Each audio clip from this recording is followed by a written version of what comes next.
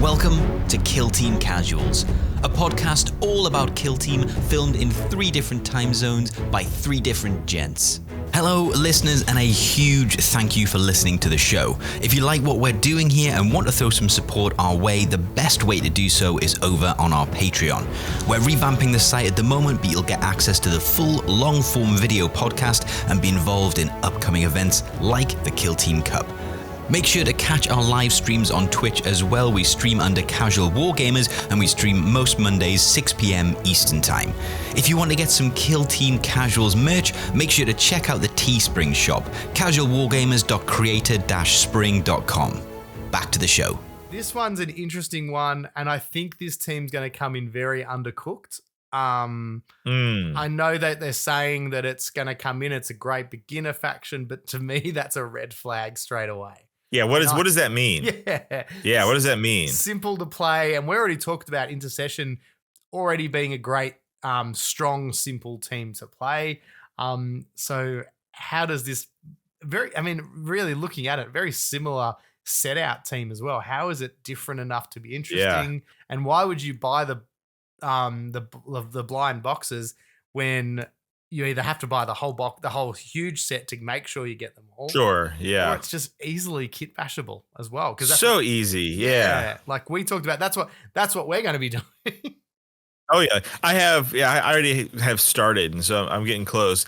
And so the 2 worries I have, like you said, one is that there are 2 wolves inside of me, Rhys. One of them thinks that they might be undercooked, and the other one thinks that, oh man, maybe they're too strong, right? Because we have one of the strengths of Intercession is that, man, the data sheets are just so freaking good, and the strategic ploys are actually just, do you want to reroll outside of 6, within 6? In combat, like where do you want to reroll a dice? Like, so the data sheets are so incredibly strong, and we've seen the data sheet for the one, like brother Corphos or whatever his name is, old smoke bomb, where he's throwing the smoke grenade. Yeah, and so it's like, well, he's just a straight up 14 wound double shooting intercessor, but better because he can throw a smoke grenade out now, and it's like, oh man, infinite too, like as in.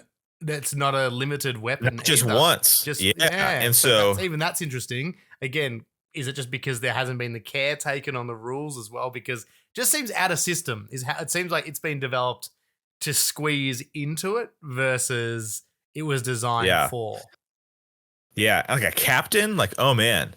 A heavy intercept, an eliminator, like, man, these are all like, they're very exciting. It's very super exciting.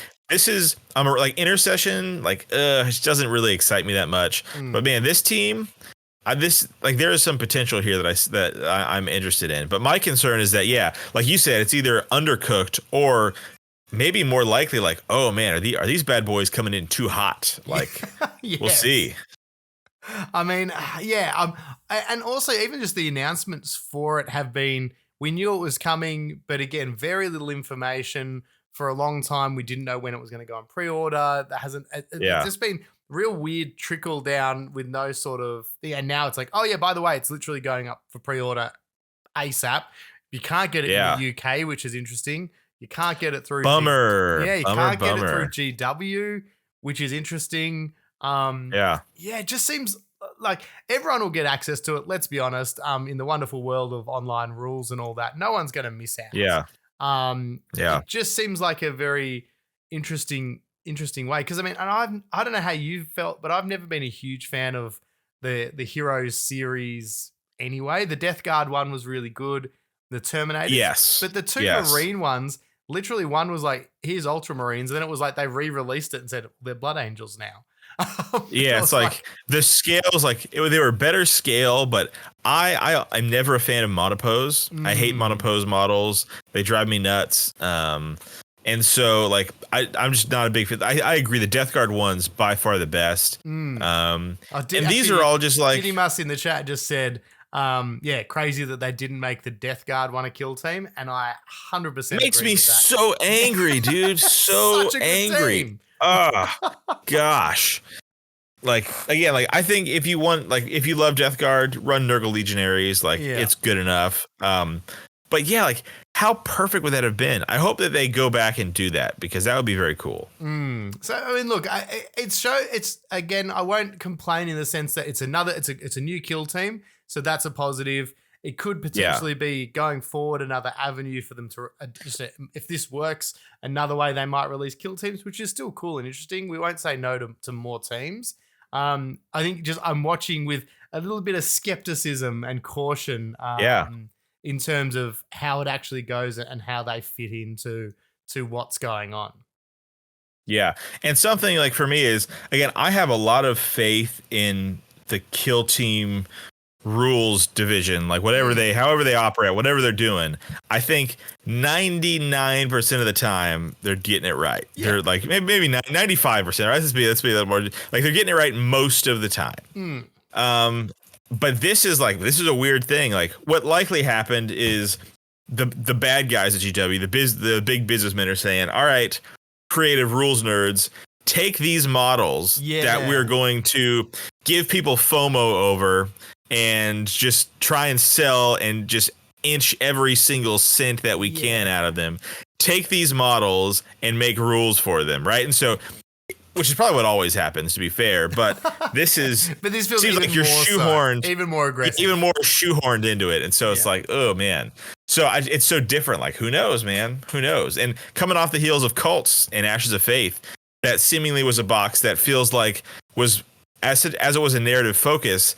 Maybe the competitive rules were not at the front of their, we're not my brain melted in the middle of that sentence. Exactly. It was forefront is what I was thinking of. Yeah. And I was thinking of Forehouse. I was like, Forehouse is nuts. Like Forehouse, Foreskin. Oh my God, no. And so, one of the fours. One of the fours. Yeah. But interesting. And so I wonder, because today's what? Monday for me. Tuesday. Was it Tuesday for you right now? Mm-hmm. So I wonder tomorrow or this week if we're going to get a Justian article. Yeah, because I mean, they had it obviously mentioned in the article, but it was hidden. It was the one about the release of the latest Cadia book with Creed and all that. But it was hidden, like you had to scroll past 3 or 4 different Black Library novels until you even saw. And even then, again, it was a bit like it was still quite vague, like it. And it was, which is concerning. And it was quite self-aware in the sense that it said, don't worry if about the Space Marine captain melter guns can still kill them. It was like, so they are kind of self-aware that we're bringing in pretty what would be considered lore-wise an OP kind of operative. Yeah. So, I mean, is it? Do we see a 5 model kill team? Is it you bring the captain, but he replaces 2 Marines? So they said, let's again. I got maybe a few minutes here before we got to shut it down. Yeah. Maybe should we spend the last few minutes theory crafting what some of this might look like? Do you want to do that? Let's do it. Yeah. So let's. They've said that you need 6 to get started. 6, easy math. 6 right here. Oh, I'm phasing in and out of the warp. So they said you need 6. So does that? I think that means it's going to be a 6-man still. Yes, I think, or at least 6-man base, and then to bring because Captain Chadius, Justian, whatever his name is, he's always in. Yes. Right? It's that he is the kill team. Yeah. Do the other 40 mil characters cost 2 slots? Like, how is that going to work? And also, Compendium Heavy Intercessors, 2 APL. Biggest bummer of my lifetime. Are they going to continue that? What do we think? So, like, what do you think? Point. I did forget that the intercession. No, Compendium Intercessors. Yeah. I mean, it's interesting too when you look at the way they're modeled up too. I think there's 3, I guess, technically intercessor models. We know one is Captain Smoke Grenade, but the other 2 are basically the same, like just bolt rifle, auto gun. So they're going to be locked into those choices. So it's that thing too. It's like straight away, it might be one of those operatives is either in or out of which bolt gun do I want. You're probably not going to take both. There's only the one assault intercessor. Yeah. I mean, but I bet they're gonna have some extra sauce on their data sheet. Like, maybe one of them gets like a 6-up feel no pain or something crazy. Like, this is maybe more the crazy time, but like, or maybe somebody gets like the guy who's reloading gets a balanced auto. Like, well, he already gets a reroll, so like maybe it's like somebody gets a reroll that they don't normally get or something, like some stuff baked in. There's got to be, because there's less ploys, I believe they have said. Yes, and they keep. It's a bit like the new 40k. It's simplified, not simple. Is kind of how they keep spruiking this team. Is that it's a great beginner because it's plug and play, and it nearly is a bit like 40k. It does seem most of their rules are in the data sheets, so it's like straight away we can see the bolter discipline thing on that smoke guys built in. The smoke grenades there. I'm always terrible at guessing how that, but I mean, obviously it'll be, I think it has to be a 6 operative team. I don't think they ever take compendium in mind when they build a team now, if that makes sense. I think for them and their rules team, that anything that they did, they're removed enough from it. Yeah. That they're kind of like now, like that's why some teams are like, this team does now replace this compendium team. And this maybe this is that for the intercession and any firstborn Marines. This is the official death knell of you needing to ever go back to the first annual or compendium and look at any of those and those teams. So yeah, I'm interested to see. I'm excited about the scout. The eliminator. I think that's going to be, in my mind straight away. I love that. Heavy bolter captain eliminator in my mind are always in the team, and then it's who cares what else? Just rule of cool. Like that's actually, we were talking about the other night, kit bashing. I was like, I don't know. I don't know if I've got enough Marine parts, and then I went and actually looked at my drawer, and I was like, oh yeah, I've got everything I need. Oh yeah, man. But I did the one I was like, actually though, the Phobos armor, the heavy intercessor bolt gun, I was like, ooh, that is a harder, I guess. You don't have that, not Phobos, sorry. Gravis. You don't have too many Gravis bodies lying around.